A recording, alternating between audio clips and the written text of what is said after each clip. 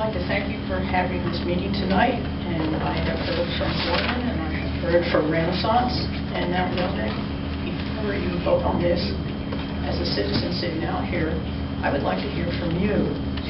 I think the conversation that needs to happen now is that you need to start, however you come down on this, whether you're for or against it, your thoughts need to be projected to the public so that we understand, or I understand,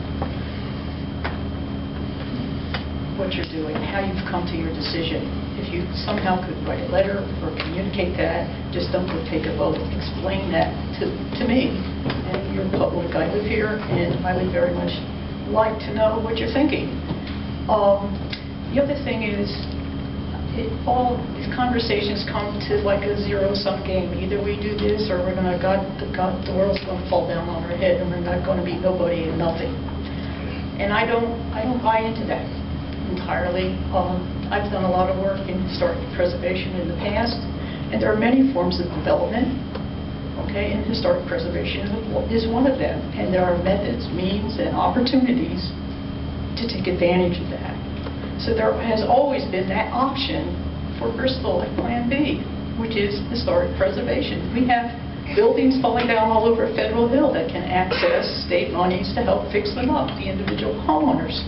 And we have access $0 for that over 10 years. And other cities and towns have collected millions.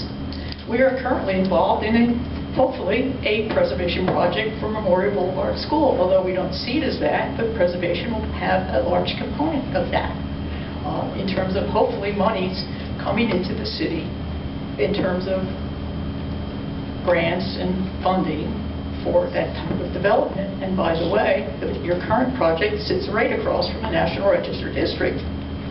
And I just have to say this, as a kind of an architect aficionado, so to speak, I just don't think that building is very sympathetic to our historic architecture in town, or helps uphold or accentuate our lovely Bristol Public Library, which is a beautiful classical building. I would hope that, we've invested millions of dollars into the expansion of the building, and it is beautiful and stunning, and everybody loves that. And I would like to see Main Street at least carry that theme forward, especially since we're going to be rehabbing Memorial Boulevard School and maintain the architecture. That's the intent. And what I see is this glaring example of it isn't even neo-modernism sitting in our downtown. To me, it looks, I gotta say this, cheap, tasteless, and tacky like any motel anywhere else.